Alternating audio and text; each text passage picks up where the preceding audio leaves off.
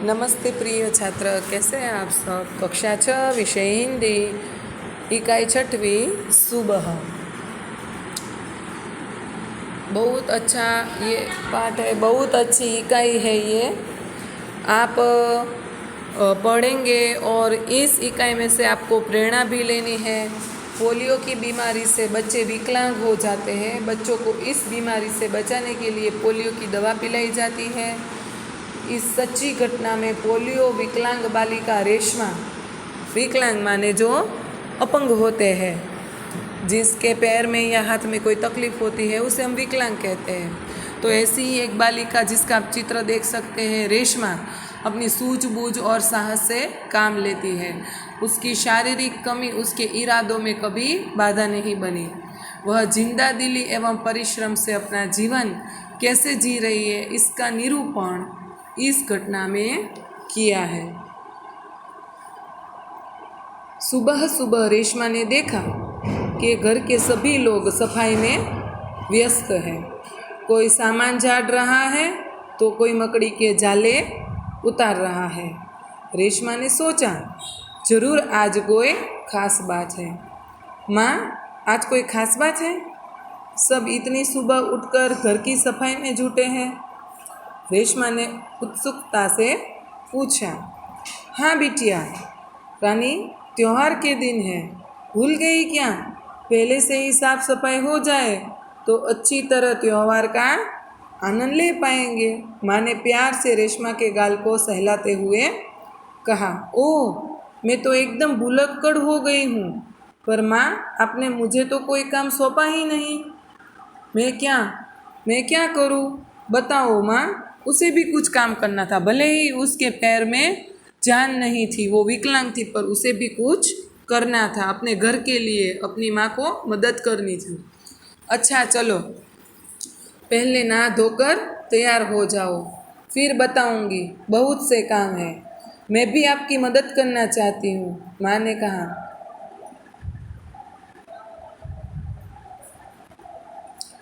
रेशमा ने रुआसे स्वर में कहा, मदद तो मैं जरूर लूँगी। मैंने तुम्हारे लिए कई काम सोच रखे हैं। नहा धोकर नाश्ता कर लो, फिर बताऊंगी। मैं आपकी मदद करना चाहती हूँ, माँ ने कहा। अर्थात रेशमा ने माँ से कहा, मैं आपकी मदद करना चाहती हूँ। रेशमा ने रुआसे स्वर में ऐसा कहा माँ को। माँ ने भी बताया, मदद तो मैं जरूर लूँगी, मदद तो मैं ज़रूर लूँगी। मैंने तुम्हारे लिए कई काम सोच रखे हैं। नहा धोकर नाश्ता कर लो, फिर बताऊँगी। कहते कहते माँ ने रेशमा को उसकी पहले वाली कुर्सी पर, पहिए वाली माँ ने अपने चित्र में देखा, रेशमा जिस पर बैठती है उसे कहते पहिए वाली कुर्सी पर बिठा दिया। रेशमा ने अपनी पहिए वाली कुर्सी को धीरे धीरे धकेला और अपने दैनिक कार्यों में लग गई। रेशमा जब 5 साल की थी तभी से उसके दोनों पैर काम नहीं करते थे। उसे बहुत तेज बुखार हुआ और घुटनों से नीचे दोनों पांव एकदम बेजान हो गए।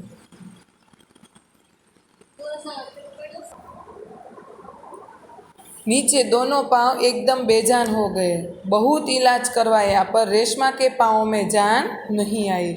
उसे पोलियो हो गया था। रेशमा बहुत हिम्मत वाली लड़की थी। शुरू में उसे ज़रूर दूसरों की सहायता लेनी पड़ी, परंतु अब 11 साल की उम्र में वह अपने सारे काम स्वयं करती है। वह अपने परिवार पर अपने काम के लिए निर्भर नहीं रहना चाहती। अर्थात रेशमा जब 5 साल की थी बच्चों, तभी उसे पोलियो हो गया। उसके पाँव नीचे से काम करते बंद हो गए और इन 11 सालों में, माने 6 सालों के बाद, रेशमा इतनी तो मजबूत हो गई थी कि वे अपने सभी काम खुद कर लेती थी और परिवार में भी मदद करना चाहती थी। परिवार के सभी सदस्य, पिताजी, छोटा भाई गोलू, दादी जी, दादाजी, सभी उसे बहुत प्यार करते थे। वह सबकी आंखों का तारा थी। आंखों का तारा होना माने बहुत प्यारा होना। घर की लाडली थी। घर की सबको वह बहुत प्यारी थी। माँ ने रसोई घर में सारे बर्तन डिब्बे बोतलें नीचे उतार कर साफ कर दिए थे। उन्होंने रेशमा को आवाज़ दी, रेशु, अगर तुमने नाश्ता कर लिया हो तो काम में मेरा हाथ बटाओ। हाँ माँ, मैंने नाश्ता कर लिया। दूध का मेवे वाला दलिया बहुत अच्छा बना है। माँ ने हाथ धोकर अभी आती हूँ। रेशमा अपनी कुर्सी को धकेलते हुए रसोई घर में पहुँची। रेशमा माँ को बर्तन डिब्बों में लेबल लगा लगा कर पकड़ाती गई और माँ उसे व्यवस्थित ढंग से सजाती गई। रसोई घर फिर से चमचमाने लगा। पिताजी दफ्तर चले गए। माँ को लड्डू बनाने के लिए कुछ ज़रूरी सामान चाहिए था। गोलू तो बहुत छोटा है। दादाजी बहुत बुजुर्ग है। अब सामान लाए कौन? माँ परेशान थी। रेशमा ने कहा, सामान मैं ले आऊँगी। बस आप मुझे सामान की लिस्ट और एक थैला दे दीजिए। तुम ले आओगी अकेली? माँ ने पूछा। हाँ माँ, मैं एक बार पहले भी तो लाई थी। रेशमा की आवाज़ में दृढ़ता थी। तो ठीक है, तुम ही ले आओ, लेकिन ध्यान से जाना। सारा सामान नुक्कड़ वाली दुकान से ही मिल जाएगा। थोड़ी देर बाद रेशमा सामान लेकर लौटी। उसने गोलू को आवाज़ दी, गोलू, ये लो तुम्हारे लिए टाफ़ी लाई हूँ। टाफ़ी माने चॉकलेट लाई हूँ। गोलू टाफ़ी पाकर खुशी से उछलने लगा। कुछ ही दिन बीते थे। एक दिन शाम को रेशमा का घर दियों से झिलमिल प्रकाश से जगमगाने लगा। पूरा मोहल्ला जगमगा रहा था। जहाँ रोशनी ही रोशनी थी, क्या ज़मीन क्या आसमान। दादी जी ने बताया कि दीपावली अंधेरे पर उजाले की जीत का त्यौहार है। बुराई पर अच्छाई और असत्य पर सत्य की सदा जीत होती है। इस दिन रावण को पराजित कर राम अयोध्या लौटे थे। उसी खुशी में यह त्यौहार मनाया जाता है। रेशमा और गोलू बड़े ध्यान से दादी जी की बातें सुन रहे थे।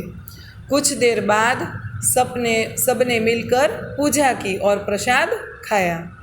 गोलू अपने दोस्तों के साथ पटाखे छुड़ाने में मग्न हो गया। छुड़ाने माने जलाने में, फोड़वा मत, जिसे हम गुजराती में कहेंगे फटाकड़ा फोड़वा। पटाखे छुड़ाने में मग्न हो गया। रेशमा अपने दादा दादी के साथ फुलझड़ियाँ जला रही थी। इतने में रेशमा ने क्या देखा कि गोलू ने जिस पटाखे को बुझा हुआ समझकर छोड़ दिया था, उसमें से चिंगारियाँ निकलने लगी। गोलू की पीठ पटाखे की तरफ थी, अर्थात वह पीठ दिखाकर खड़ा था, जिसे हम गुजराती में कहते हैं कि ऊंधो ऊभो હતો। गोलू की पीठ पटाखे की तरफ थी। रेशमा चिल्लाई, गोलू गोलू बचो, तुम्हारे पीछे पटाखा है। पर पटाखों के शोर में रेशमा की आवाज़ दब गई। बाकी लोग कुछ समझ पाते सबसे पहले रेशमा जल्दी कुर्सी को धकेलती गोलू के पास जा पहुंची। उसने गोलू को जोर से धक्का दिया और खुद आगे निकल गई। अपनी कुर्सी की गति के कारण धड़ाम जोर का धमाका हुआ। रेशमा की फुर्ती ने गोलू को जलने से बचा लिया। गोलू को कुछ समझ न आया कि उसे धक्का किसने दिया और क्यों दिया। धमाके की आवाज़ सुनकर माँ पिताजी भी बाहर हाँ, तो वह जोर का धमाका हुआ। धमाके की आवाज़ सुनकर माँ पिताजी भी बाहर दौड़े। आप देख सकते हैं, इस चित्र में भी आप देख सकते हैं कि यहाँ पर भोलू है वो नीचे गिरा हुआ है और रेशमा पीछे उसे धक्का दे रही है। यहाँ पर फटाका जल रहा है, ऐसा आप देख सकते हैं। बाहर दौड़े चलाए। कुर्सी रेशमा के ऊपर थी और रेशमा नीचे। पिताजी ने कुर्सी सीधी की और रेशमा को उस पर बैठा दिया। माँ भयभीत थी, बोली, कहीं चोट तो नहीं लगी रेशु? रेशमा ने उन्हें सारी बात बताई। सबने रेशमा की पीठ थपथपाई। गोलू रेशमा के पास आकर नाटकीय ढंग से बोला, दीदी, आज तो आपने मेरी जान बचा ली। आपका यह धमाकेदार धक्का मुझे हमेशा याद रहेगा। सभी लोग खिलखिलाकर हंस पड़े। रेशमा की शारीरिक कमी उसके इरादों में कभी बाधा नहीं बनी। वह आज भी उतनी ही जिंदादिली और परिश्रम से अपना जीवन जी रही है।